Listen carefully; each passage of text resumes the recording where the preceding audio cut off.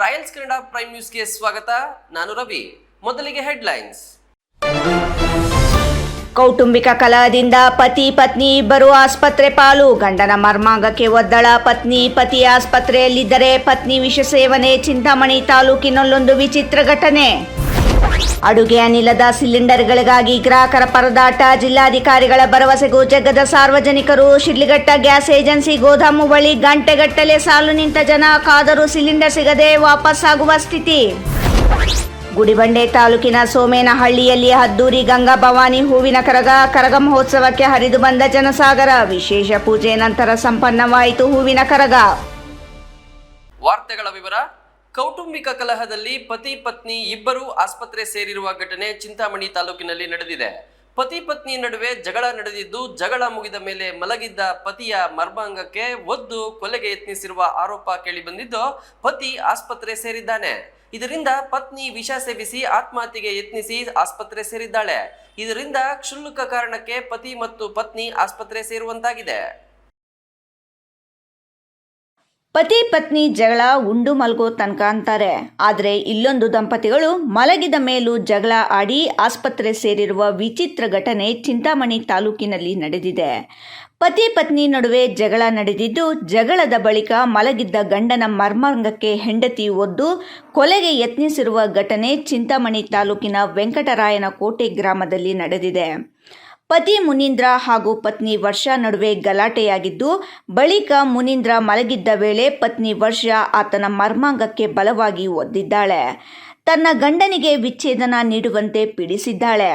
ಆದರೆ ವಿಚ್ಛೇದನ ನೀಡಲು ಒಪ್ಪದ ಗಂಡ ಮನೆಯಲ್ಲಿ ಮಲಗಿದ್ದಾಗ ಆತನ ಮರ್ಮಾಂಗಕ್ಕೆ ಒದ್ದು ಕೊಲೆಗೆ ಯತ್ನ ನಡೆಸಿದ್ದಾಳೆ ಎಂದು ತಿಳಿದು ಬಂದಿದ್ದು, ಆತ ಗಂಡ ಆಸ್ಪತ್ರೆ ಸೇರುತ್ತಿದ್ದಂತೆ ಈತ ಹೆಂಡತಿ ಆಸ್ಪತ್ರೆ ಬಳಿ ವಿಷ ಸೇವಿಸಿ ಆತ್ಮಹತ್ಯೆಗೆ ಯತ್ನಿಸಿದ್ದಾಳೆ. ಚಿಂತಾಮಣಿ ತಾಲೂಕಿನ ವೆಂಕಟರಾಯನ ಕೋಟೆ ನಿವಾಸಿ ಮುನೀಂದ್ರ ಹಾಗೂ ವರ್ಷ ಕಳೆದ 5 ವರ್ಷಗಳ ಹಿಂದೆ ಪರಸ್ಪರ ಪ್ರೀತಿಸಿ 2 ವರ್ಷಗಳ ಹಿಂದಷ್ಟೇ ಪೊಲೀಸ್ ಠಾಣೆಯಲ್ಲಿ ವಿವಾಹವಾಗಿದ್ದರು. ಮದುವೆ ಬಳಿಕ ಅದೇನಾಯ್ತೋ ಏನೋ ವಿಚ್ಛೇದನ ನೀಡುವಂತೆ ವರ್ಷ ಗಂಡನಿಗೆ ಪೀಡಿಸಲು ಶುರು ಮಾಡಿದ್ದಾಳೆ. ಇದೇ ವಿಚಾರಕ್ಕೆ ಪದೇ ಪದೇ ಗಂಡನ ಜೊತೆ ಕ್ಯಾತೆ ತೆಗೆದು ಜಗಳ ಮಾಡುತ್ತಿದ್ದಳಂತೆ. ನಿನ್ನೆ ಬೆಳಿಗ್ಗೆಯೂ ಗಂಡನ ಬಟ್ಟೆ ಹರಿದು ಹಾಕಿ ಜೋರು ಗಲಾಟೆ ಮಾಡಿದ್ದಳಂತೆ. ಅಲ್ಲದೆ ಜಗಳದ ವೇಳೆ ಸಾರ್ವಜನಿಕ ಸ್ಥಳದಲ್ಲಿ ಬಟ್ಟೆ ಬಿಚ್ಚಿ ಹಾಕಿದ್ದಾಳೆ. ಸಾಲದೆಂಬಂತೆ ತನ್ನ ಬಟ್ಟೆಯನ್ನು ತೆಗೆದು ವಿಚಿತ್ರವಾಗಿ ವರ್ತಿಸಿದ್ದಾಳೆ. ನಂತರ ಮಧ್ಯರಾತ್ರಿ ಮನೆಯಲ್ಲಿ ಮಲಗಿದ್ದ ಗಂಡನ ಮರ್ಮಾಂಗಕ್ಕೆ ಬಲವಾಗಿ ಒದ್ದಿದ್ದಾಳೆ. ಬಳಿಕ ಆತನೇ ಆಂಬ್ಯುಲೆನ್ಸ್ಗೆ ಕರೆ ಮಾಡಿ ಆಸ್ಪತ್ರೆಗೆ ದಾಖಲಾಗಿದ್ದು, ಸದ್ಯ ಚಿಂತಾಮಣಿ ತಾಲೂಕು ಆಸ್ಪತ್ರೆಯಲ್ಲಿ ಚಿಕಿತ್ಸೆ ಪಡೆಯುತ್ತಿದ್ದಾನೆ. ಇಂದು ಬೆಳಿಗ್ಗೆ ಆಸ್ಪತ್ರೆಗೆ ಬಂದ ಮಹಿಳೆಗೆ ಗಂಡನನ್ನು ನೋಡಲು ಕುಟುಂಬಸ್ಥರು ಅವಕಾಶ ನೀಡಿಲ್ಲ. ಇದಾದ ಬಳಿಕ ಪೊಲೀಸರಿಗೆ ದೂರು ಕೊಟ್ಟಿದ್ದಾರೆ ಎಂದು ಮಹಿಳೆ ಕ್ರಿಮಿನಾಶಕ ಸೇವಿಸಿ ಹೈಡ್ರಾಮಾ ಮಾಡಿದ್ದಾಳೆ. ಇನ್ನು ವಿಷ ಸೇವಿಸಿ ಆತ್ಮಹತ್ಯೆಗೆ ಯತ್ನಿಸಿದ ವರ್ಷ ಅಸ್ವಸ್ಥಳಾಗಿದ್ದು, ಕೂಡಲೇ ಚಿಕ್ಕಬಳ್ಳಾಪುರ ಜಿಲ್ಲಾಸ್ಪತ್ರೆಗೆ ದಾಖಲಿಸಿ ಚಿಕಿತ್ಸೆ ನೀಡಲಾಗುತ್ತಿದೆ. ಮದುವೆಯಾದ ಹೊಸದರಲ್ಲಿ ವರ್ಷ ತವರಿ ಮನೆಯಲ್ಲಿದ್ದು, ಇತ್ತೀಚೆಗೆ ಗಂಡನ ಮನೆಗೆ ಶಿಫ್ಟ್ ಆಗಿದ್ದರು. ಬಳಿಕ ಸಣ್ಣ ಪುಟ್ಟ ವಿಚಾರಕ್ಕೆ ಗಂಡನ ಜೊತೆ ಕಿರಿಕ್ ಮಾಡುತ್ತಿದ್ದಳು. ಅವರು ವೆಂಕಟರಾಯನ ಕೋಟೆ ಅಂತ ಬಟ್ಲಲ್ಲಿ ಪೊಲೀಸ್ ಸ್ಟೇಷನ್ ಬರೋದು. ಅಲ್ಲಿ ನಮ್ಮ ಹೆಸರು ಮುನೇಂದ್ರ ಬಾಬು ಅಂತ, ನಮ್ಮ ಹೆಂಡತಿ ಹೆಸರು ವರ್ಷ ಅಂತ ಅವ್ರ ಹೆಸರು. ಇದು ಲವ್ ಮ್ಯಾರೇಜ್ ನಮ್ಮದು. 2 ವರ್ಷ ಆಯಿತು. 1 ವರ್ಷ ಅವ್ರ ಮನೇಲಿ ಇದ್ದಿತ್ತು. ನಮ್ಮ ಮಾಮ ಅವ್ರ ಮನೇಲಿ ಇದ್ದಿತ್ತು. ಅವ್ರ ಮನೇಲಿ ಚೆನ್ನಾಗೇ ಇದ್ದಿದ್ದು 1 ವರ್ಷ. ಮತ್ತು ಇನ್ನು ಇವರು ನಮ್ಮ ಹೆಂಡತಿ ಬಂದು ನಮ್ಮ ಮನೆಗೆ ಹೊರ್ಟೋಗೋಣ ಬಾ ಅಂದ್ಬಿಟ್ಟು ಅವ್ರು ಕರ್ಕೊಂಡು ಬಂದುಬಿಟ್ರು. ನಮ್ಮ ಮನೇಲಿ ಇದ್ದಿದ್ದು. ಅವಾಗ ನಮ್ಮ ಮನೇಲಿ ಇದ್ದಿದ್ದು ಅವು ಬಂದಿದ್ದು. ಮತ್ತು ಬೇಡ, ಇಲ್ಲಿ ಸಪ್ರೇಟಾಗಿ ಇರೋಣ ಅಂದ್ಬಿಟ್ರು. ಸರಿ ಆಯಿತು, ಹಂಗೆ ಮಾಡಂದ್ರೆ ಸಪ್ರೇಟಾಗಿದ್ದೆ. ಅವರಮ್ಮ ಬಂದುಬಿಟ್ಟು ಕರ್ಕೊಂಡು, ಬೇಡ ಸಪ್ರೇಟ್ ಇರೋದು ಬೇಡ, ನೀವು ಬಂದುಬಿಡಿ ನಮ್ಮ ಮನೆಗೆ ಅಂದ್ಬಿಟ್ಟು, ಅದು ವೀಡಿಯೋ ಎಲ್ಲ ಮಾಡ್ಕೊಂಡಿದ್ದೀನಿ. ಬಾ ನಮ್ಮ ಮನೆಗೆ, ಇಲ್ಲಿರಬೇಡ ನೀನು ಅಂತ ಕರ್ಕೊಂಡು ಬಂದುಬಿಟ್ರು. ಸರಿ ಆಯಿತು ಅಂದ್ಬಿಟ್ಟು ನಾನು ಸುಮ್ಮನೆ ಆಗಿಬಿಟ್ಟೆ. ಅವ್ರ ಮನೆಗೆ ಇದ್ದಿದ್ದು ಒಂದು 4-5 ದಿವಸ. 4-5 ದಿವಸ ಇದ್ದಿದ್ದು ಅವ್ರ ಮನೆಯಲ್ಲೇ. ಅವರು ಏನೇನು ಅವರಮ್ಮ ಚೆನ್ನಾಗಿ ಕೇಳ್ತಾರೆ, ನಮ್ಮ ಹೆಂಡತಿ ವರ್ಷ ಅಂತ ಹೇಳ್ಬಿಟ್ಟು ಅವರಿಬ್ಬರು ಮಾತಾಡ್ಕೊಂಡಿರೋದು. ನೀನು ನಮ್ಮ ಊರಾಗೇ ಎಲ್ಲರ ಮುಂದೆನೇ ಅವ್ನು ಬಿಟ್ಬಿಡು, ಬೇಕಂದರೆ ಬೇರೆಯವ್ನ ಮದುವೆ ಮಾಡ್ಕೊಡ್ತೀನಿ ಬೇಕಂದರೆ ಅಂತ, ಆತ ಈ ಥರ ಅಂತ. ನಾನು ಕೆಲಸ ಏರ್ಪೋರ್ಟ್ಗೆ ಹೋಗ್ತಾಯಿದ್ದೆ. ಏರ್ಪೋರ್ಟ್ ಹೋಗುವಾಗ ಅವಾಗ ಇವು ಮನೇಲಿ ಇರಲ್ಲಂತೆ ನಮ್ಮ ಮನೇಲಿ, ಅವಾಗ ಬಸ್ ಹತ್ತಿ ಹೊರ್ಟೋಗ್ತಾಳೆ. ಅದೆಲ್ಲ ವೀಡಿಯೋ ಎಲ್ಲ ಮಾಡ್ಕೊಂಡಿದ್ದೆ, ರೆಕಾರ್ಡಿಂಗ್ ಎಲ್ಲ ಇದ್ದೀನಿ. ಏನೇನು ಕೇಳಿದ್ರೆ ನೀನು ಯಾವನು ಕೇಳಕ್ಕ, ಅವೆಲ್ಲ ನೀನು ಕೇಳಬಾರ್ದು, ನೀನು ಅವನು ಕೇಳಬಾರ್ದು, ನೀನು ಯಾವನು ಕೇಳಕ್ಕ, ಇಲ್ಲಾಂದರೆ ಡಿವೋರ್ಸ್ ಕೊಟ್ಬಿಡು, ಇಲ್ಲಾಂದರೆ ನೀನು ಸಾಯಿಸಾಕ್ತೀನಿ ಎಲ್ಲರೂ ಅವರಪ್ಪ ಅವರ ಮುಂದೆ ಎಲ್ಲರ ಮುಂದೆ ಆ ಮಾತು ಹೇಳಿದ್ದಕ್ಕೆ ಅವರಪ್ಪ ಹೊಡೆದವನೇ. ಆ ಥರ ಮಾತಾಡಬೇಡ ನೀನು ಅಂತ ಬೆಳಗ್ಗೆ ಹೊಡೆದಿರೋದು. ನೈಟು ಇಲ್ಲ ನೀನು ಸಾಯಿಸಾಕ್ಬಿಡ್ತೀನಿ ಅಂತ 2 ಗಂಟೆಯಲ್ಲಿ ಜೋರಾಗಿ ಸೆಂಟ್ರ್ ಓದ್ಬಿಡ್ತಾವೆ. ಆವಾಗ ನನಗೆ ಏನೂ ಮಾತಾಡೋಕ್ಕಾಗಿಲ್ಲ, ಏನೂ ಮಾಡೋಕ್ಕಾಗಿಲ್ಲ. ಸುಮ್ಮನೆ ಆವಾಗ ಹಂಗೆ ಮಲ್ಕೊಂಡ್ಬಿಟ್ವಿ. ಬೆಳಗ್ಗೆ ಒಂದು 6 ಗಂಟೆ 6:15 ಆಯಿತು ಅಷ್ಟೇ. ಎದ್ದೇಳ್ತೀನಿ, ಹಂಗೆ ಆಚೆ ಕಡೆ ಬಂದು ನಾವು ಗಾಡಿಯಲ್ಲಿ ಬಂದಿದ್ದರು. ನಮ್ಮ ಮನೆ ಹತ್ರಕ್ಕೆ ಬಂದೆ, ಹಂಗೆ ಗಾಡಿಯಲ್ಲೇ ಬಿದ್ದೋಗಿದ್ದು. ಆವಾಗ ನಮ್ಮಮ್ಮ ಬಂದು ಆಂಬುಲೆನ್ಸ್ ಫೋನ್ ಮಾಡಿಬಿಟ್ಟು ಕರೆದ್ಬಿಟ್ಟು ಇಲ್ಲಿ ಸೇರಿದ್ದು. ಹೆಂಡ್ತಿ ಹೊಡೆದಿರೋದು, ಸೆಂಟ್ರಾಗ ಹೊಡೆದಿರೋದು. ಅವು ಹೊಡೆದವರು ನನಗೆ ಎದ್ದೇಳೋಕ್ಕಾಗಿಲ್ಲ, ಮಲ್ಕೊಳಕ್ಕೆ ಏನು ಮಾಡೋಕ್ಕಾಗಿಲ್ಲ. ಅವಾಗ ಬಿದ್ದೋಗಿದ್ದೀನಿ. ಮತ್ತು ಅವ್ರು ನನಗೆ ಏನು ಮಾಡ್ತಾಯಿದ್ದೀನಿ ನನಗೆ ಗೊತ್ತಾಗ್ತಾನೆ ಇಲ್ಲ. ಅವ್ರ ಅಮ್ಮನೂ ಅವ್ರು ಇಬ್ಬರು ಮಾತಾಡಿಕೊಂಡು ಇದು ಮಾಡಿರೋದು ಕೆಲಸ. ಕಂಪ್ಲೇಂಟ್ ಕೊಟ್ಟಿದ್ದು ಸರ್. ಅವರಮ್ಮನೂ ಅವರಮ್ಮ ಹೇಳವ್ರೆ, ಎಲ್ಲರ ಮುಂದೆನೇ ಹೇಳವ್ರೆ, ನೀ ಸಾಕ್ಸ್ಬಿಡು, ಇಲ್ಲಾಂದರೆ ನೀ ಡಿವೋರ್ಸ್ ಕೊಟ್ಬಿಡು, ನೀನು ಬೇರೆಯವ್ನ ಮದುವೆ ಮಾಡ್ಕೊಡ್ತೀನಿ, ಬೇಕಂದರೆ ಇವನು ಸರಿ ಇಲ್ಲ, ಹಂಗೆ ಆ ಥರ ಈ ಥರ ಇವನು ಇಟ್ಕೊಂಡು ಹಂಗೆ ಈ ಥರ ಮಾತಾಡ್ತಾರೆ ಅವರು. ಇಲ್ಲ ಎಲ್ಲ ಒಂದಕ್ಕೆ ಅಷ್ಟೆ. ಗಂಡನ ಸಹವಾಸ ಬೇಡ ಎಂದು ಮಾಂಗಲ್ಯ ಸರ ಕಾಲುಂಗರ ಬಿಚ್ಚಿ ಬೀದಿಯಲ್ಲಿ ಎಸೆದು ಹೋಗಿದ್ದಳಂತೆ. ಇದೀಗ ಗಂಡನ ಕೊಲೆಗೆ ಯತ್ನಿಸಿದ್ದು, ಬಳಿಕ ತಾನು ಆತ್ಮಹತ್ಯೆಗೆ ಯತ್ನಿಸಿ ಆಸ್ಪತ್ರೆ ಪಾಲಾಗಿದ್ದಾಳೆ.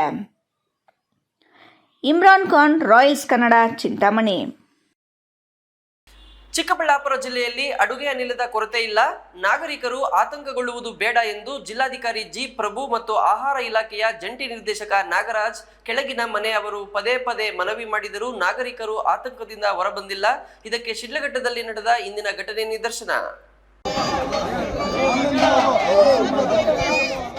ಶಿಡ್ಲಘಟ್ಟ ನಗರದಲ್ಲಿ ಇಂದು ದಿಬ್ಬೂರಹಳ್ಳಿ ಮಾರ್ಗದಲ್ಲಿರುವ ಇಂಡಿಯನ್ ಗ್ಯಾಸ್ ವಿತರಕರ ಗೋದಾಮು ಬಳಿ ನೂರಾರು ಸಂಖ್ಯೆಯಲ್ಲಿ ಜಮಾಯಿಸಿ ಖಾಲಿ ಸಿಲಿಂಡರ್ಗಳೊಂದಿಗೆ ಸಾಲಾಗಿ ನಿಂತು ಗಮನ ಸೆಳೆದರು.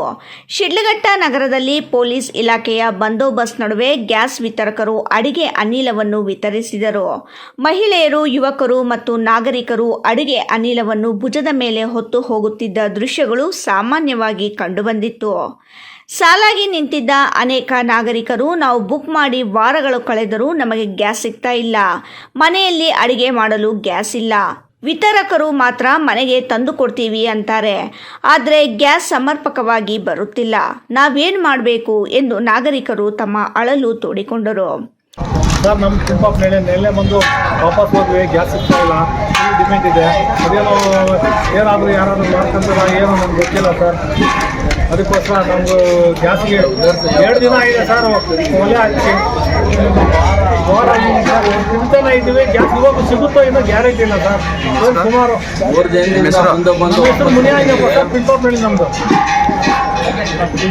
ಈ ಕುರಿತು ಆಹಾರ ಇಲಾಖೆಯ ಜಂಟಿ ನಿರ್ದೇಶಕ ನಾಗರಾಜ್ ಕೆಳಗಿನ ಮನೆ ಅವರನ್ನು ಸುದ್ದಿವಾಹಿನಿ ಸಂಪರ್ಕಿಸಿದಾಗ, ಈಗಾಗಲೇ ಐಸಿ ಕಂಪನಿಯೊಂದಿಗೆ ಮಾತಾಡಿದ್ದೇನೆ, ನಾಗರಿಕರು ಅಡಿಗೆ ಅನಿಲಕ್ಕಾಗಿ ಸಾಲಾಗಿ ನಿಂತಿರುವ ವಿಚಾರ ಅವರ ಗಮನಕ್ಕೆ ತರಲಾಗಿದೆ ಎಂದು ಅವರು ಮಾಹಿತಿ ನೀಡಿದ್ದಾರೆ. ನಾಗರಿಕರು ಸಹಕರಿಸಬೇಕೆಂದು ಮನವಿ ಮಾಡಿದ್ದಾರೆ. ಒಟ್ಟಾರೆ ಶಿಡ್ಲಘಟ್ಟ ನಗರದಲ್ಲಿ ಅನೇಕ ದಿನಗಳ ನಂತರ ನೂರಾರು ನಾಗರಿಕರು ಬೀದಿಯಲ್ಲಿ ಸಾಲಾಗಿ ನಿಂತು ಅಡಿಗೆ ಅನಿಲ ಪಡೆಯುತ್ತಿದ್ದ ದೃಶ್ಯ ಕಂಡು ಬಂದಿದ್ದು ವಿಶೇಷವಾಗಿತ್ತು. ಮಂಗಳವಾರ, ಬುಧವಾರ, ಗುರುವಾರ 3 ದಿನ ಲೋಡ್ ಇದ್ದೇ ಇದ್ದ ಕಾರಣಕ್ಕೋಸ್ಕರ ಲೋಡ್ ಬಂದಿರಲಿಲ್ಲ. ಆಮೇಲೆ ಮೊನ್ನೆ ಒಂದು ಲೋಡ್ ಮಾಡಿಸಿ ನೆನ್ನೆ ಎಲ್ಲ ಡೆಲಿವರಿ ಕೊಡಿಸಿದ್ದೀನಿ. ನೆನ್ನೆ ಹಾಫ್ ಡೇ ಇತ್ತು, ಅಲ್ಲಿಗೂ ಮೊನ್ನೆ ರಾತ್ರಿ ಲೋಡ್ ಅನ್ಲೋಡ್ ಮಾಡಿ ಕಳಿಸ್ಕೊಟ್ಬಿಟ್ಟು ನೆನ್ನೆ ಲೋಡ್ ತರಿಸ್ಕೊಂಡು ಇವತ್ತು ಬೆಳಗ್ಗೆ ಎಲ್ಲ ಡಿಸ್ಟ್ರಿಬ್ಯೂಟ್ ಮಾಡ್ತಾಯಿದ್ದೀವಿ. ಆ್ಯಕ್ಚುಲಿ ನಾವೆಲ್ಲ ಬೆಳಗ್ಗೆ ಬಂದು ಜನಗಳಿಗೆ ಎಲ್ಲರಿಗೂ ತಲುಪಿಸಿದ್ದೀವಿ. ಏನಂತಂದರೆ ಏನೋ ಮಾತು ಮುಖಾಂತರ ಎಲ್ಲ ಮನೆಗಳಿಗೂ ನಾವು ತಲುಪಿಸ್ತೀವಿ, ಅಣ್ಣ ನೀವು ದಯವಿಟ್ಟು ಇಲ್ಲಿ ಕ್ಯೂ ಕ್ಲಿಯರ್ ಮಾಡಿಕೊಂಡು ದಯವಿಟ್ಟು ಮನೆಗಳಿಗೆ ಹೋಗಿ ಅಂತ ಹೇಳ್ತಾ ಇದ್ದೀವಿ. ಬಟ್ ಜನ ಏನು ಸಹಕಾರ ಮಾಡಿದ್ರು ಅಂತಂದರೆ ನನಗೆ, ಅಣ್ಣ ನಾವೇನೂ ಗಲಾಟೆ ಮಾಡಲ್ಲ, ನಾವೇನೂ ತೊಂದರೆ ಕೊಡಲ್ಲ, ದಯವಿಟ್ಟು ನಮ್ಗೆ ಇಲ್ಲೇ ಕೊಟ್ಬಿಡಿ. ಯಾಕೆ ಅಂತಂದರೆ 2 ವಾರದಿಂದ ಬುಕ್ಕಿಂಗ್ ಮಾಡಿ ನಾವು ಕಾಯ್ಕೊಂಡಿರೋರು ಇದ್ದೀವಿ, ದಯವಿಟ್ಟು ಅದಕ್ಕೋಸ್ಕರ ಮೊನ್ನೆ ಎಲ್ಲ ಬಂದು ವಾಪಸ್ ಹೋಗಿರೋರು ಇದ್ದೀವಿ, ಅದಕ್ಕೆ ಇಲ್ಲೇ ಕೊಡಿಸ್ಕೊಟ್ಬಿಡಿ ಅಂದಿದ್ದಕ್ಕೋಸ್ಕರ ಮಾತ್ರನೇ ಇಲ್ಲಿ ಕೊಡಿಸ್ಕೊಡ್ತೀವಿ. ಇಲ್ಲ ಅಂತಂದರೆ ಇಲ್ಲಿ ಯಾರಿಗೂ ಒಬ್ಬರಿಗೂ ಒಂದು ಸಿಲಿಂಡರ್ ಕೊಡ್ಕೊಡ್ತಾ ಇಲ್ಲ, ಎಲ್ಲ ಡೋರ್ ಡೆಲಿವರಿನೇ ಡೆಲಿವರಿ ಹೋಗ್ತಾ ಇತ್ತು. ಆಮೇಲೆ ದಯವಿಟ್ಟು ಜನನೂ ಅಷ್ಟೇ ಸಹಕಾರ ಮಾಡಬೇಕು. ಏನಕ್ಕೆ ಅಂತಂದ್ರೆ ಎಲ್ಲರೂ ಪ್ಯಾನಿಕ್ ಆಗ್ತಾ ಇದ್ರ, ಏನಕ್ಕೆ ಆಗ್ತಾ ಇದ್ರ ಅಂತ ನನಗೆ ಗೊತ್ತಾಗ್ತಾ ಇಲ್ಲ. ಏನಂತಂದ್ರೆ ದಿನ ಯಾವಾಗ ಲೋಡ್ ಬಂದಂಗೆ ಲಾಸ್ಟ್ ಟೈಮ್ ಬಂದಾಗೆ ಬರ್ತಾ ಇತ್ತು. ಇವಾಗ ಮನೆಗಳಲ್ಲಿ ಏನೋ ಯುದ್ಧಗಳು ನಡೀತಾ ಇದೆ, ಸಿಲಿಂಡರ್ ಸಪ್ಲೈ ಇಲ್ಲ ಅಂತ ಅಂದ್ಬಿಟ್ಟು 6,000 ಜನ, 3,000 ಜನ, 4,000 ಜನ ಬುಕಿಂಗ್ ಮಾಡಿದ್ರೆ ಬರೋದು ಒಂದು ಲೋಡು 500 ಸಿಲಿಂಡರ್ ಹೆಂಗ್ ಕೊಡೋದು ನಾವು? ಅದಕ್ಕೆ ದಯವಿಟ್ಟು ನೀವು ಅರ್ಥ ಮಾಡ್ಕೊಂಡು ಮನೆಗಳಿದ್ದು ಡೆಲಿವರಿ ಬಾಯ್ ಒಂದ್ ಸ್ವಲ್ಪ ಸಹಕಾರ ಮಾಡಿ. ಇವತ್ತಾಗದೆ ಹೋದ್ರೆ ನಾಳೆ ಆದ್ರೂ ಕೊಡ್ರೋಣ ಅಂತ ಹೇಳ್ರಿ. ದಿನಕ್ಕೆ ಒಂದ್ 800 ಜನ 900 ಜನ ಫೋನ್ಗಳು ಮಾಡಿದ್ರೆ ಫೋನ್ಗಳು ರಿಸೀವ್ ಮಾಡೋದು ಹೆಂಗಣ? ದಯವಿಟ್ಟು. F Pasha, Royals Kannada, Shidlaghatta. ಗುಡಿಬಂಡೆ ತಾಲೂಕಿನ ಸೋಮೇನಹಳ್ಳಿ ಗ್ರಾಮದಲ್ಲಿ ಭಾನುವಾರ ರಾತ್ರಿ ಶ್ರೀ ಗಂಗಾ ಭವಾನಿ ಗ್ರಾಮ ದೇವತೆಯ ಹೂವಿನ ಕರಗ ಮಹೋತ್ಸವ ಅದ್ದೂರಿಯಿಂದ ನಡೆಯಿತು.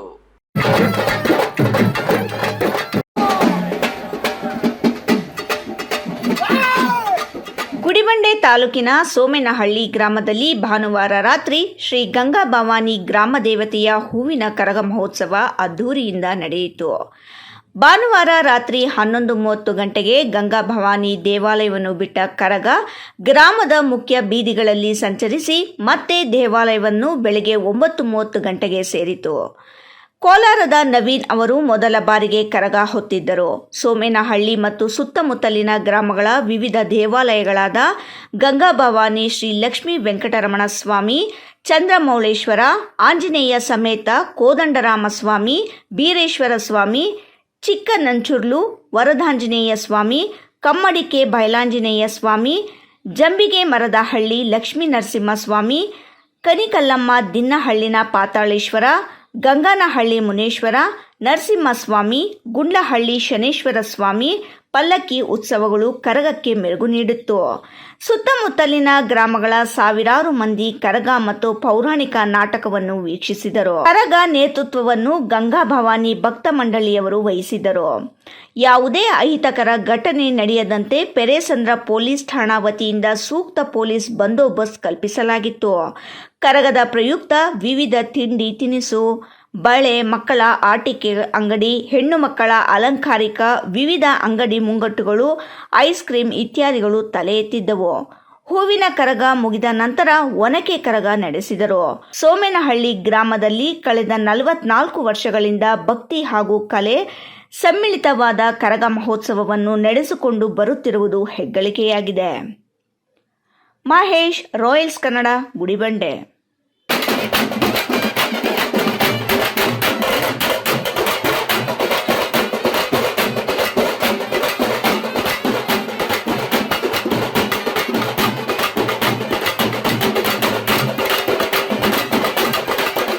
ಇದೀಗ ಸಣ್ಣ ವಿರಾಮದ ನಂತರ ಸುದ್ದಿ ಮುಂದುವರಿಯಲಿದೆ.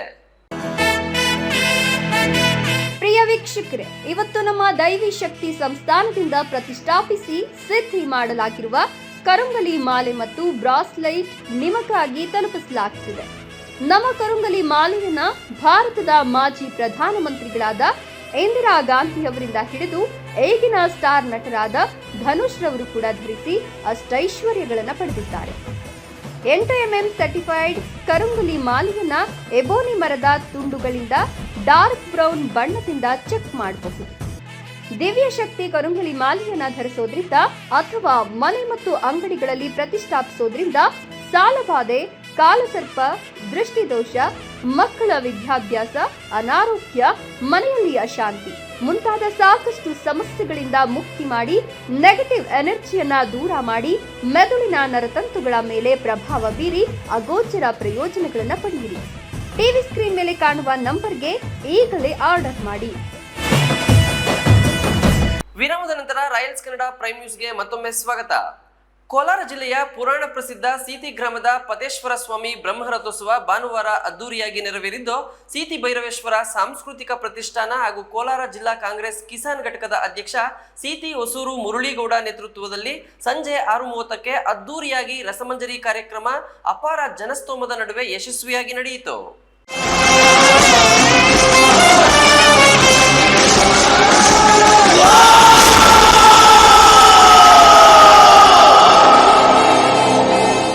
ಕೋಲಾರ ಜಿಲ್ಲೆಯ ಪುರಾಣ ಪ್ರಸಿದ್ಧ ಸಿಟಿ ಗ್ರಾಮದ ಪರಮೇಶ್ವರ ಸ್ವಾಮಿ ರಥೋತ್ಸವ ಭಾನುವಾರ ಅದ್ಧೂರಿಯಾಗಿ ನೆರವೇರಿದ್ದು ಸಂಜೆ ರಸಮಂಜರಿ ಕಾರ್ಯಕ್ರಮ ಅಪಾರ ಜನಸ್ತೋಮದ ನಡುವೆ ಯಶಸ್ವಿಯಾಗಿ ನಡೆಯಿತು. ಇತಿಹಾಸ ಪ್ರಸಿದ್ಧ ಸಿಟಿ ಗ್ರಾಮದ ಶ್ರೀ ಪತೇಶ್ವರ ಸ್ವಾಮಿ ರಥೋತ್ಸವ ಹಾಗೂ ಸಿಟಿ ಜಾತ್ರಾ ಮಹೋತ್ಸವ ಭಾನುವಾರ ಸಂಪನ್ನವಾಯಿತು. ರಥೋತ್ಸವದ ಅಂಗವಾಗಿ ಭಾನುವಾರ ಸಂಜೆ 6:30ಕ್ಕೆ ಸಿಟಿ ಭೈರವೇಶ್ವರ ಸಾಂಸ್ಕೃತಿಕ ಪ್ರತಿಷ್ಠಾನ ಹಾಗೂ ಕೋಲಾರ ಜಿಲ್ಲಾ ಕಾಂಗ್ರೆಸ್ ಕಿಸಾನ್ ಘಟಕದ ಅಧ್ಯಕ್ಷ ಸಿಟಿ ಹೊಸೂರು ಮುರಳೀಗೌಡ ನೇತೃತ್ವದಲ್ಲಿ ಅದ್ಧೂರಿ ರಸಮಂಜರಿ ಕಾರ್ಯಕ್ರಮ ಏರ್ಪಡಿಸಲಾಗಿತ್ತು. ಸಿಟಿ ಗ್ರಾಮದಲ್ಲಿ ಶ್ರೀ ಪತೇಶ್ವರ ಮತ್ತು ಶ್ರೀ ಭೈರವೇಶ್ವರ ಸ್ವಾಮಿಯ ಬ್ರಹ್ಮರಥೋತ್ಸವ ಇತ್ತು. ಮಧ್ಯಾಹ್ನ ನಮ್ಮ ಆದಿಚುಂಚನಗಿರಿ ಶಾಖಾ ಮಠದ ಮಹಾಸ್ವಾಮೀಜಿಯವರಾದ ಶ್ರೀ ನಿರ್ಮಲಾನಂದ ಮಹಾಸ್ವಾಮೀಜಿಯವರು ಬಂದು ರಥ ಕಾರ್ಯಕ್ರಮವನ್ನು ನಿರ್ವಹಿಸಿಕೊಟ್ರು. ಅದಾದಮೇಲೆ ಇದಂಥ ಸಂಗೀತೋತ್ಸವ ಕಾರ್ಯಕ್ರಮ ತುಂಬ ಅದ್ಭುತವಾಗಿ ಮೂಡಿಬಂತು. ನಮ್ಮ ಜಿಲ್ಲೆಯ ಸಹಸ್ರಾರು ಸಂಖ್ಯೆಯಲ್ಲಿ ಜನ ಬಂದು ಈ ಕಾರ್ಯಕ್ರಮವನ್ನು ಯಶಸ್ವಿ ಮಾಡಿದ್ದಾರೆ. ಅದಕ್ಕೆ ನಾನು ಜಿಲ್ಲೆ ಜನತೆಗೆ ಥ್ಯಾಂಕ್ಸ್ ಹೇಳಕ್ಕೆ ಇಷ್ಟಪಡ್ತೀನಿ. ಎಸ್ಪೆಷಲಿ ನಮ್ಮ ಈ ಕಾರ್ಯಕ್ರಮಕ್ಕೆ ಚಾಲನೆ ನೀಡಿದಂಥ ಆಹಾರ ನಾಗರಿಕ ಸಚಿವರಾದಂಥ ಸನ್ಮಾನ್ಯ ಶ್ರೀ ಕೆ ಚಂದ್ರಪ್ಪ ಸಾಹೇಬರು ಹಾಗೂ ನಮ್ಮ ಸಿದ್ದರಾಮಯ್ಯ ಸಾಹೇಬರ ಮೀಡಿಯಾ ನಿರ್ದೇಶಕರಾದಂಥ ಶ್ರೀಯುತ ವೆಂಕಟೇಶ್ ಅವರು ಹಾಗೂ ನಮ್ಮ ನಜೀರ್ ಖಾನ್ ನಮ್ಮ ಜಮೀದ್ ಖಾನ್ ಅವರ PS ಆದಂಥ ಲಕ್ಷ್ಮೀನಾರಾಯಣ ಅವರು, ನಮ್ಮ ಕಾರ್ಯನಿರತ ಪತ್ರಕರ್ತರ ಸಂಘದ ಅಧ್ಯಕ್ಷರಾದಂಥ SK ಚಂದ್ರಶೇಖರ್ ಅವರು, ಈ ಭಾಗದ DGP ಆದಂಥ D ದೇವರಾಜ್ ಅವರು, ಕುರ್ಕಿ ರಾಜೇಶ್ವರಿ ಮೇಡಮ್ ಅವರು ಹಾಗೂ ಇನ್ನೂ ಮುಖ್ಯಮಂತ್ರಿ ಬಂದು ಈ ಕಾರ್ಯಕ್ರಮ ತುಂಬ ಯಶಸ್ವಿ ಮಾಡಿದ್ದಾರೆ. ಈ ಕಾರ್ಯಕ್ರಮದಲ್ಲಿ ಹಲವಾರು ನಟನಟಿಯರು ಭಾಗಿಯಾಗಿದ್ದರು. ಅದರಲ್ಲಿ ಮೇಯ್ನಾಗಿ ಡಾಲಿ ಮತ್ತು ನಮ್ಮ ಸೋನಲ್ ಮಠರು ಮತ್ತು ಉತ್ತಮ ಗಾಯನವನ್ನು ಕೊಟ್ಟಂಥ ನವೀನ್ ಸಜ್ಜು, ನಮ್ಮ ಭಾಗದವರಂಥ ಉಮಾ ವೈಜಿ ಮತ್ತು ನಮ್ಮ ಭಾಗದ ಕಾಮಿಡಿ ಕಲಾವಿದರಾದಂಥ ಮಂಜಣ್ಣವರು ಮತ್ತು ಗೀತಕ್ಕವರು ತುಂಬ ಚೆನ್ನಾಗಿ ಕಾರ್ಯಕ್ರಮಗಳನ್ನು ನಿರ್ವಹಿಸಿದ್ದಾರೆ. ಅದಕ್ಕೆ ನಾನೆಲ್ಲರಿಗೂ ಧನ್ಯವಾದ ಹೇಳ್ತಾ ಇದ್ದೀನಿ. ಮತ್ತು ಇಲ್ಲಿ ಬಂದಂಥ ಜನಗಳಿಗೆ, ಈ ಕಾರ್ಯಕ್ರಮ ಯಶಸ್ವಿ ಮಾಡಿದಂಥ ಎಲ್ಲ ಜನಗಳಿಗೆ ಧನ್ಯವಾದ ಹೇಳೋಕ್ಕೆ ಇಷ್ಟಪಡ್ತೀನಿ. 5-6 ವರ್ಷದಿಂದ ಕಾರ್ಯಕ್ರಮ ಆಯೋಜನೆ ಮಾಡ್ಕೊಂಡು ಬರ್ತಾ ಇದ್ದೀನಿ. ಪ್ರತಿ ವರ್ಷ ನಾನು ಮಾಡ್ತಾಯಿದ್ದೀನಿ. ಅದು ಮುಂದೆನೂ ನಡೀತಾ ಇರೋದು. ಸೊ ಕಾರ್ಯಕ್ರಮ ಇದು ಯಾವಾಗಲೂ ಯುಗಾದಿ ಆದಮೇಲೆ 3 ದಿನಕ್ಕೆ ಬರುತ್ತೆ. ಪ್ರತಿ ವರ್ಷ ಅಷ್ಟೇ ಯುಗಾದಿ ಆದಮೇಲೆ 3rd ಡೇ ಯಾವತ್ತು ಜಾತ್ರೆ ಇರುತ್ತೋ ಆವತ್ತು ನಾನು ಈ ಕಾರ್ಯಕ್ರಮ ಮಾಡಿಸ್ತಾ ಇದ್ದೀನಿ. ಮುಂದೆ ನಡೆಸ್ಕೊಂಡು ಹೋಗೋದು. ಶ್ರೀನಿವಾಸ ಕಲ್ಯಾಣೋತ್ಸವ ಮಾಡಿದೆ. ಸುಮಾರು ಒಂದು 10,000 ಜನ ಬಂದು ಆ ಶ್ರೀನಿವಾಸ ಕಲ್ಯಾಣೋತ್ಸವನ ತುಂಬಿ ಹಬ್ಬಿಕೊಂಡ್ರು. ಎಲ್ಲರೂ ಈ ಭಾಗದ ಜನತೆ ಬಂದು ಜನತೆ ಎಲ್ಲ ನಾನು ತಿರುಪತಿಗೆ ಹೋಗೋಕ್ಕಾಗ್ತಾ ಇಲ್ಲ ಅಂತ ತಿರುಪತಿನ ತೊಗೊಂಡ್ಬಂದು ಬಿಟ್ಟಿದ್ದಕ್ಕೆ ನನಗೆ ಒಂದು ಧನ್ಯವಾದಗಳು. ತುಂಬ ಖುಷಿ ಆಯಿತು ವಿಚಾರ. ಕಾರ್ಯಕ್ರಮದಲ್ಲಿ ನಟ ಹಾಗೂ ನಿರ್ಮಾಪಕ ಡಾಲಿ ಧನಂಜಯ್, ಕನ್ನಡ ಖ್ಯಾತ ಗಾಯಕ ಚಿತ್ರನಟ ನವೀನ್ ಸಜ್ಜು, ನಟಿ ಸೋನಲ್ ಮೆಂತೆರೋ, ಗೌರವ್ ಶೆಟ್ಟಿ, ನಟಿ ಪಾಯಲ್ ಚೆಂಗಪ್ಪ, ಗಾಯಕಿ YG ಉಮಾ, ಕಿರುತೆರೆ ನಟಿ ಗೀತಾ ರಾಘವೇಂದ್ರ, ಕನ್ನಡ ಹಾಸ್ಯ ಕಲಾವಿದರಾದ ಮಂಜು ದೊಡ್ಡಿರಪ್ಪ, ಸುಧಾಕರ್ ಗೌಡ, ಕಾರ್ತಿಕ್ ರುವಾರಿ, ಮಿಮಿಕ್ರಿ ಪ್ರೇಮ್ ಸೇರಿದಂತೆ ಹಲವಾರು ನಟ ನಟಿಯರು ಆಗಮಿಸಿದ್ದರು. ಯಾವೂರು? ಕೋಲಾರದ ಹತ್ರ ಸೀತೆ. ಸಾಕಾತ ಕಾಣಿಸ್ತೀರಿ ನೋಡಕ್ಕ. ಏನ್ ತಿನ್ನೋದು ಒಟ್ಟಿಗೆ ನೀವು? ಅನ್ನ. ಅನ್ನ ತಿಂದ್ರೆ ಹಿಂಗಿರ್ತಾರ? ಇಲ್ಲ, ಸಗಣಿ ತಿಂತೀನಿ. ಸಗಣಿ ತಿಂತೀರಾ? ಹಾ, ಅದಕ್ಕೆ ಒಂದ್ ಲೋಡ್ 8,000 ರೂಪಾಯಿ ಆಗಬಿಟ್ಟೆ ಸಗಣಿ ಅಲ್ಲ. ಹೌದಾ? ನೀವು ಹೆಂಗ್ ತಿನ್ನೋ ಸಗಣಿ? ಇನ್ನು ಪ್ಲೇಟ್ ಹಾಕೊಂಡು ತಿಂತೀರಾ ಇಲ್ಲ ಹಸು ಇಕ್ಕವಾಗ ಕೈಯಾಗಿ ಹಿಡ್ಕೊಂಡು ಗಬ ಗಬ ಅಂತ ತಿನ್ಬಿಡ್ತೀರಾ? ಇದು ಚಪ್ಲಿ ಹೊಸ್ದಾಗ್ ತಕೊಂಡಿದ್ನಿ, ಚರ್ಮದ್ದು. ಎಷ್ಟು ಕೊಟ್ರಿ? 3,000. 3,000 ಕೊಟ್ರಿ? ಜಾಸ್ತಿನ ಕಾಸು ಕೊಟ್ಟಿದ್ರಿ? ತಲೆ ಹಾಕೊಂಡ್ಬಿಡ್ಬೇಕಾಗಿತ್ತು, ಎಲ್ಲರಿಗೂ ಕಾಣಿಸೋದ. ಚರ್ಮದವ ಅಂತೆ, ಚರ್ಮದವ. ಏನ್ ನಾನ್ ನೋಡುದು ಚರ್ಮದವ? ಆ ಕಾಲದಾಗ ನಾನು ಚರ್ಮವಾದ್ಯ ಪ್ರವೀಣ. ಟೋಲು ಡಕ್ಕ ಡಮರು ಎಲ್ಲ ಬಾರಿಸಿ ಬಿಸಿ ಆಗ್ಬಿಟ್ಟಿದ್ ನಮ್ಮ ಅಮ್ಮನಾಣೆ. ನಮ್ಮ ಅಪ್ಪನ ಯಾರು ಗೊತ್ತಾ ನಿಂಕ? ನೋಡಪ್ಪ, ಇವ್ರ ಅಪ್ಪನ ಯಾರು ನನಗೆ ಕೇಳಿರಿ ನಾನು ಹೇಳಕ್ ಆತದ? ನಾನಂತೂ ಅಲ್ಲ ನಮ್ಮ ಅಮ್ಮನಾಣೆ. ಅಲ್ಲ ನೀವಲ್ಲ, ನಿಂಗೆ ಡೌಟ್ ಇದ್ರೆ ನಿಮ್ಮ ಅಮ್ಮನ ಕೇಳಬೇಕಾಗಿತ್ತು, ನನ್ನ ಕೇಳಿರಿ ನಾನೇನು ಹೇಳೋದ? ಬೆಳೆಸಿದಲ್ಲ, ಬೆಳೆದಿದ್ದು, ನುಗ್ಗಿದ್ ನಾವು, ಹೊಡೆದಿದ್ ನಾವು, ಬೆಂಕಿ ಹಚ್ಚಿದ್ ನಾವು, ಅದ್ರಲ್ಲಿ ಜೋಳ ಬೇಯಿಸ್ಕೊಂಡು ತಿಂದಿದ್ ನೀವು. ಅಂಕಲ್ನ ಹೊಡಿತೀನಿ ಸುಬ್ಬಿ. ಅವನ ಹಾವಾದ್ರೂ ಕಚ್ಚಾಬಾರ್ದ, ಚೇಳಾದ್ರೂ ಕುಕ್ಕಬಾರ್ದ, ನಗರ ಜ್ವರವು ಬಂದು ನರಳಾಡಿ ಸಾಯಬಾರ್ದ, ಹೊಟ್ಟೆಯ ನೋವು ಬಂದು ಹಡ್ಡಿಯ ಹಿಡಿಯಬಾರ್ದ, ಕಳ್ಳ ಅವನ ಔಷಧ ತೊಡಿಯ ಬರಲಿಲ್ಲ ತೊಂಗ್ಯವ್ವ ತಂದನಾನಿದ ನಾನು. ಮರಣೇಶ್ವರ ಚುಂಚನಗಿರಿಯಲಿ ಭೈರೇಶ್ವರ, ಜಗವನು ಕಾಯುವ ಜಗದೀಶ್ವರ, ಲೋಕಕ್ಕೆ ಇವನೊಬ್ಬನ ಲೋಕೇಶ್ವರ. ನನಗೂ ನಿನಗೂ ನಿನಗೂ ನನಗೂ ಎಂತ ಅನುಬಂಧವು, ಮಳೆಗೂ ಇಳಿಗೂ ಸಾಗರ ಬೆಳೆದು ಇರುವ ಸಂಬಂಧವು. Avalagurki Muralidhar, Royals Kannada news desk.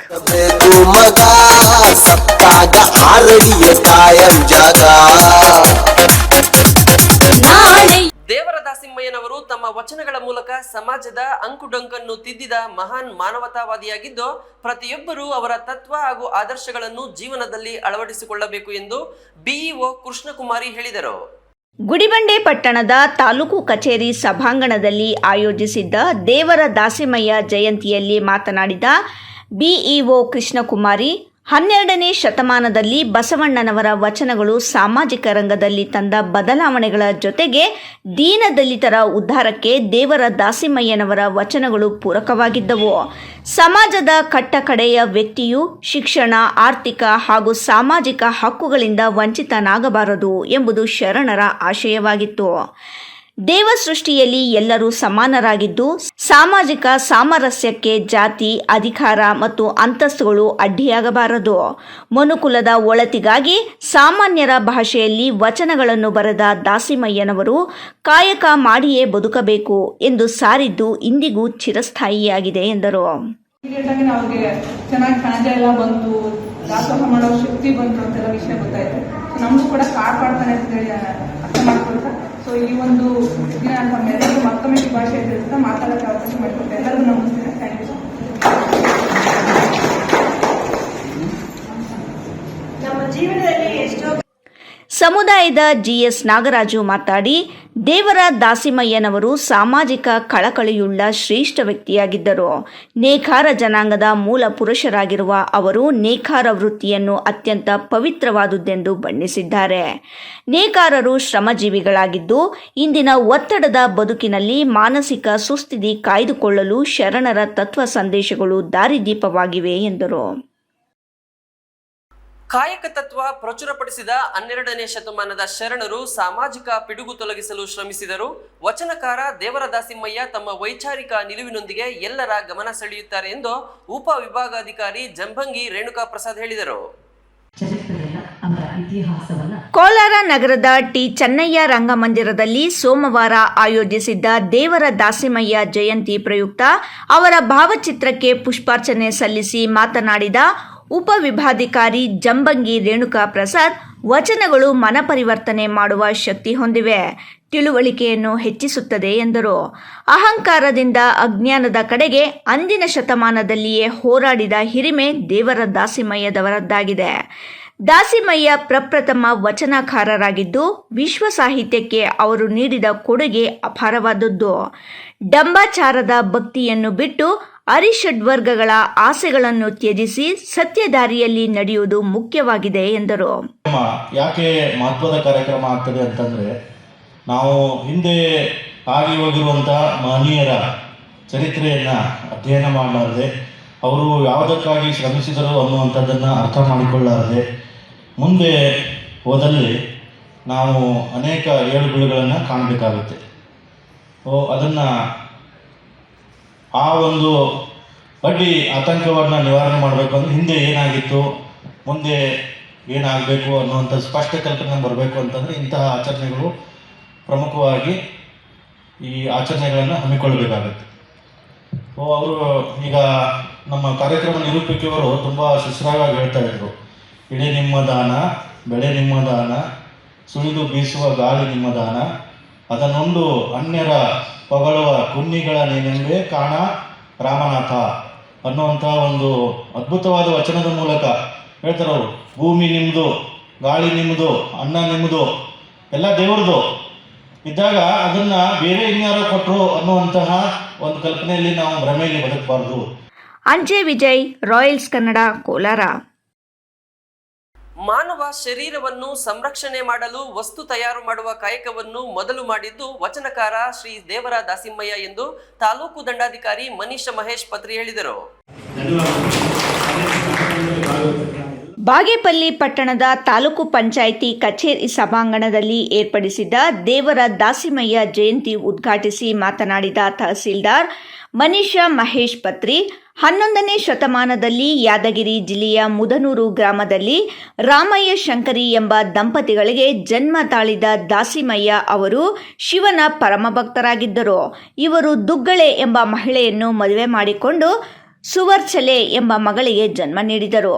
ನಂತರ ತಮ್ಮ ಸಾಂಸಾರಿಕ ಜೀವನವನ್ನು ಬದಿಗೊತ್ತಿ ಸನ್ಯಾಸತ್ವ ಸ್ವೀಕಾರ ಮಾಡಿ ದಟ್ಟ ಕಾಡಿನಲ್ಲಿ ಘೋರ ತಪಸ್ಸು ಮಾಡಿದಾಗ ಶಿವನು ಪ್ರತ್ಯಕ್ಷವಾಗಿ ಏನು ವರ ಬೇಕು ಎಂದು ಕೇಳಿದಾಗ, ಇನ್ನು ಸಾಂಸಾರಿಕ ಜೀವನ ಸಾಕಾಗಿದೆ, ನಿಮ್ಮ ಸೇವೆಯನ್ನು ಮಾಡುವಂತೆ ವರ ನೀಡಿ ಎಂದು ಬೇಡಿಕೊಂಡಾಗ ಶಿವನು, ನೀನು ಮಾನವನ ಶರೀರ ಕಾಪಾಡುವ ವಸ್ತ್ರ ನಿರ್ಮಾಣ ಮಾಡುವ ಕಾಯಕವನ್ನು ಮಾಡು ಎಂದು ಆದೇಶ ನೀಡಿದ ಮೇರೆಗೆ ಆಗಿನಿಂದ ಬಟ್ಟೆ ತಯಾರು ಮಾಡುವ ಪವಿತ್ರ ನೇಕಾರ ವೃತ್ತಿಯನ್ನು ಮಾಡತೊಡಗಿದರು.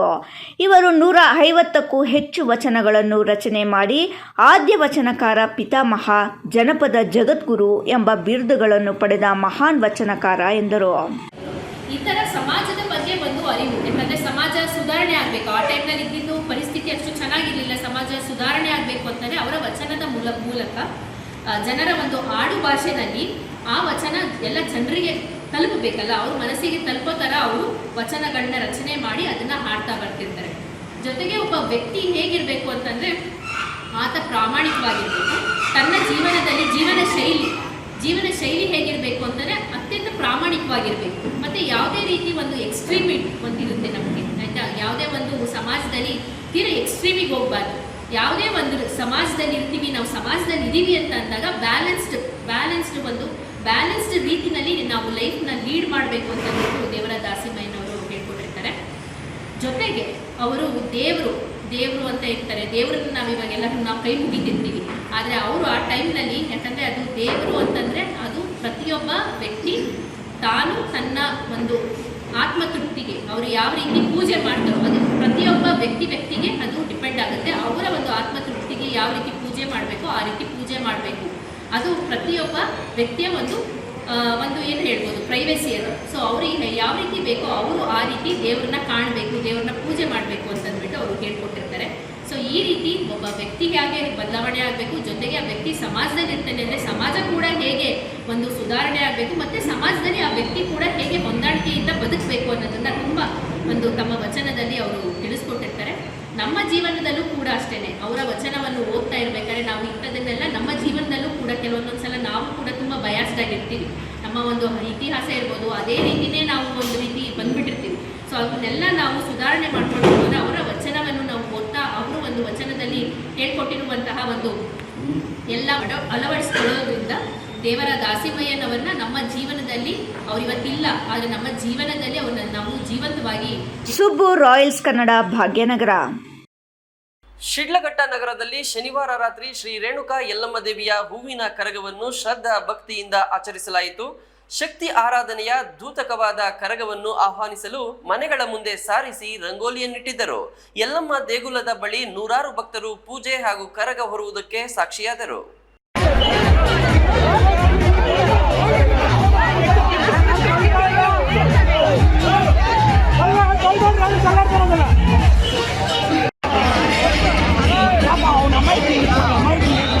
ಶಿಡ್ಲಘಟ್ಟ ನಗರದಲ್ಲಿ ಶನಿವಾರ ರಾತ್ರಿ ಶ್ರೀ ರೇಣುಕಾ ಯಲ್ಲಮ್ಮ ದೇವಿಯ ಹೂವಿನ ಕರಗವನ್ನು ಶ್ರದ್ಧಾ ಭಕ್ತಿಯಿಂದ ಆಚರಿಸಲಾಯಿತು. ಶಕ್ತಿ ಆರಾಧನೆಯ ದ್ಯೋತಕವಾದ ಕರಗವನ್ನು ಆಹ್ವಾನಿಸಲು ಮನೆಗಳ ಮುಂದೆ ಸಾರಿಸಿ ರಂಗೋಲಿಯನ್ನಿಟ್ಟಿದ್ದರು. ಯಲ್ಲಮ್ಮ ದೇಗುಲದ ಬಳಿ ನೂರಾರು ಭಕ್ತರು ಪೂಜೆ ಹಾಗೂ ಕರಗ ಹೊರುವುದಕ್ಕೆ ಸಾಕ್ಷಿಯಾದರು. ಪ್ರತಿಯೊಂದು ಬೀದಿಗಳಲ್ಲಿ ಪ್ರಮುಖ ರಸ್ತೆಗಳು ಎಲ್ಲವನ್ನು ಹಾದು ಬರುವುದು ಈ ಕರಗದ ವಿಶೇಷ. ಹಾಗಾಗಿ ಪ್ರತಿಯೊಬ್ಬ ಮನೆಯವರು ಆರತಿ ಎತ್ತಿ ಮಲ್ಲಿಗೆ ಹೂಗಳನ್ನು ಅರ್ಪಿಸಿ ತೆಂಗಿನಕಾಯಿ ಒಡೆದು ಪೂಜಿಸಿದರು. ನಗರದ ಪ್ರಮುಖ ಬೀದಿಗಳನ್ನು ಬಣ್ಣ ದೀಪಗಳಿಂದ ಅಲಂಕರಿಸಲಾಗಿತ್ತು. ಸಂಗೀತಗೋಷ್ಠಿ ಹಾಗೂ ಆರ್ಕೆಸ್ಟ್ರಾ ಏರ್ಪಡಿಸಲಾಗಿತ್ತು.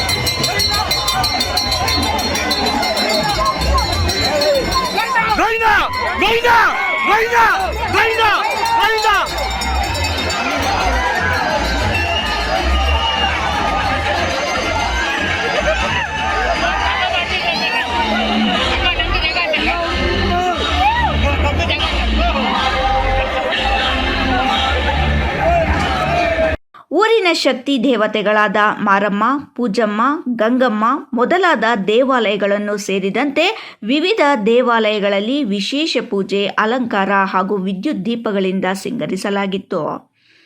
ಯುಗಾದಿಯ ದಿನ ರಾತ್ರಿ ಹಸಿ ಕರಗದ ರಚನೆಯೊಂದಿಗೆ ಪ್ರಾರಂಭವಾದ ಕರಗದ ಸಂಪ್ರದಾಯಬದ್ಧವಾದ ಕಾರ್ಯ ಹೂವಿನ ಕರಗದೊಂದಿಗೆ ಮುಕ್ತಾಯಕ್ಕೆ ಬರುತ್ತದೆ.